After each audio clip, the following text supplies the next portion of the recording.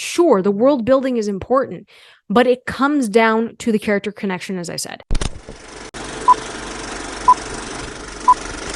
Hey everyone, welcome back to Canon Cinema. I'm Amanda, otherwise known as AMX ND Reviews on Twitter, Instagram, and Letterboxd.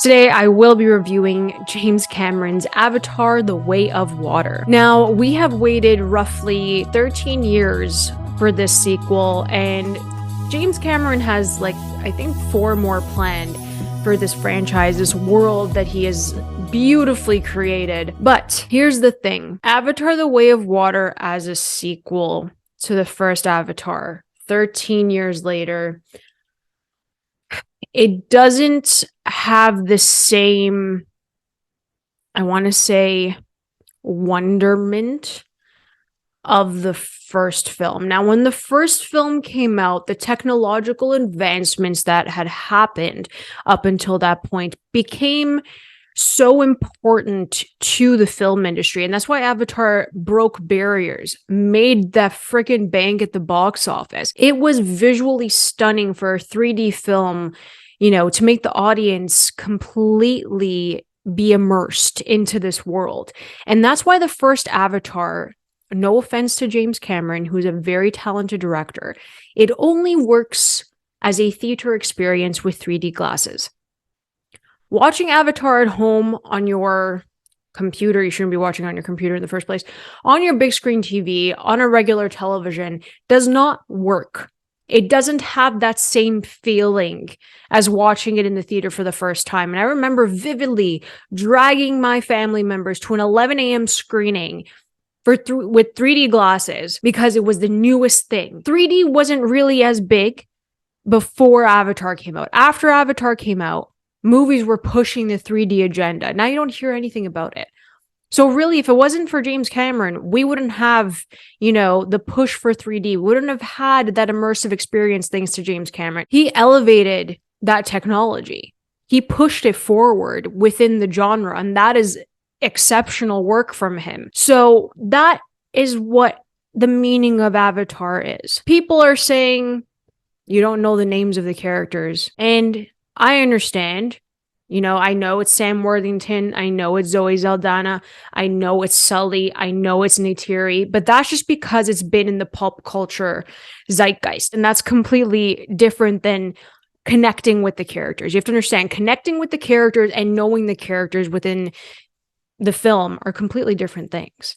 And that's the point that people are missing here, is that we do not have an emotional connection to these characters for Avatar. And that is the ultimate downfall with Avatar: The Way of Water, is that you have their kids. Their kids are welcomed into the world, or welcomed into Pandora with barely any explanation, because the first 10-15 minutes are just straight up exposition of the gap of 13 years that we've had. So they're telling us, and they're showing us through a little montage, whatever, all of that. So you're fast tracking the importance of the family unit, which they keep driving home for the span of 3 hours, but I feel nothing. I felt nothing. For me to feel nothing in the span of 3 hours for your family unit that you set up rather quickly in the first 15 minutes of this film, that's really tough to sit through. I barely know the names of the kids. I know them based off of their personality traits instead of their names. But the kids are also getting into trouble the entire movie. And they're really dumb decisions that these kids make. And I think that's the other thing where it's you can't just blame them for being kids, because they were raised differently by Sully and Neytiri. So their decisions cause an irritation every single time they do something that they know they're not supposed to do. And they do it a lot. It's not okay, we have a couple of obstacles. It makes sense. They land in some hot water. They learn something new. That's not what happens. Every 5 minutes, there's something that goes wrong with these kids. There's also very little character development out of the span of 3 hours. There's no connection. Very disjointed. And the story is what's going to keep you engaged for 3 hours. The emotional connection to this family unit that they keep saying that the Sullys stick together.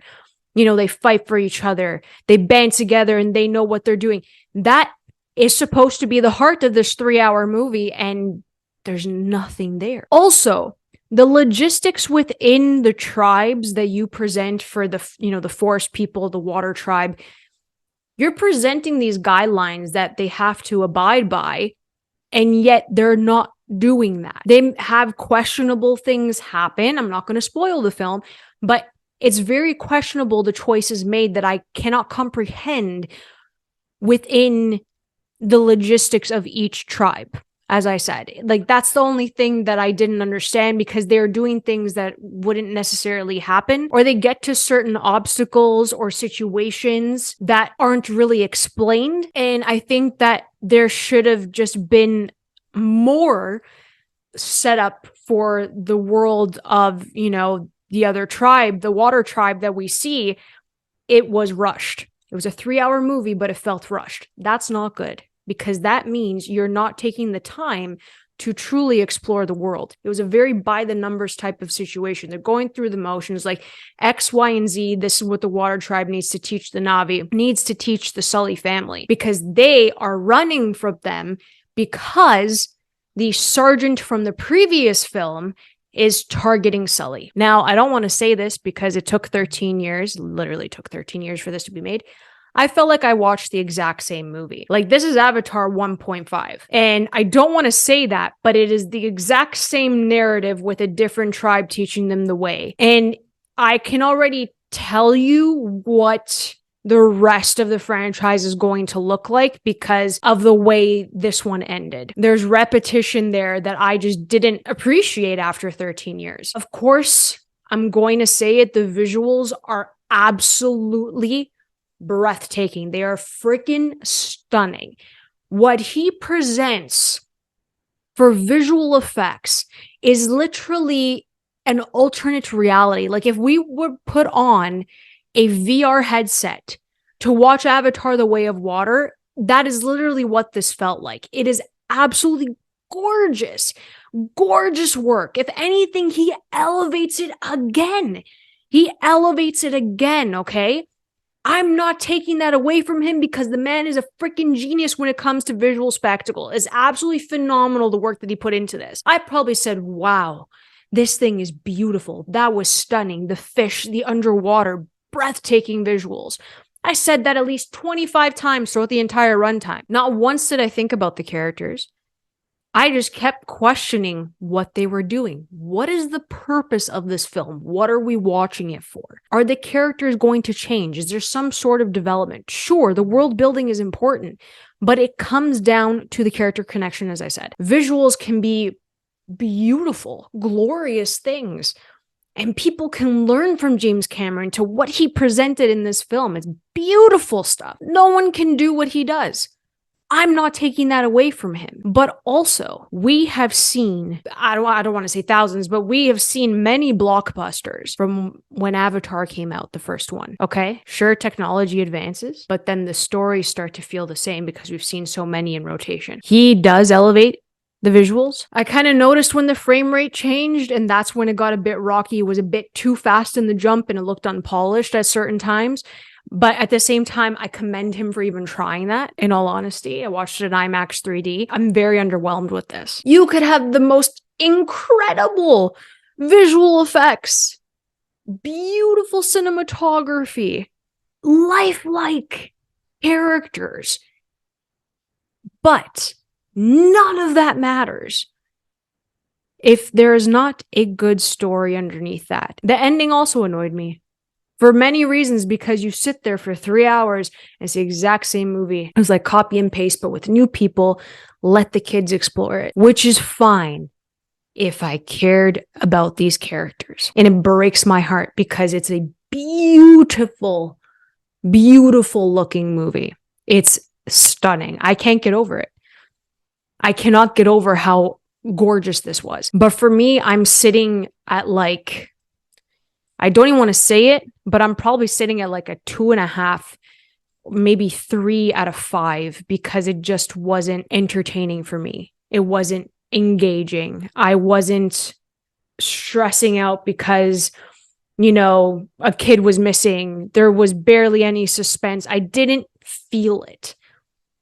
There was something missing and I didn't feel it. And I hate that I'm saying that, but 2.5 out of 5, 3 out of 5. That is the closest thing that I can give it because, again, VFX work, chef's kiss, absolutely beautiful. I said it the entire time. It's absolutely stunning. I will not take that away from James Cameron because he has elevated it again. And I love him for doing that. This is a cinematic experience. I just wish the story was better. So let me know in the comments what your favorite James Cameron movie is. Mine is still Titanic. Will always be Titanic. So drop that in the comments below.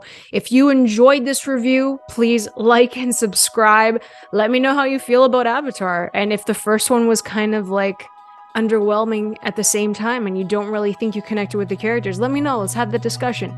All right? You guys can always follow me over at AMX NDA Reviews on Twitter, Instagram, and Letterboxd. I'll catch you guys next time. Keep watching movies.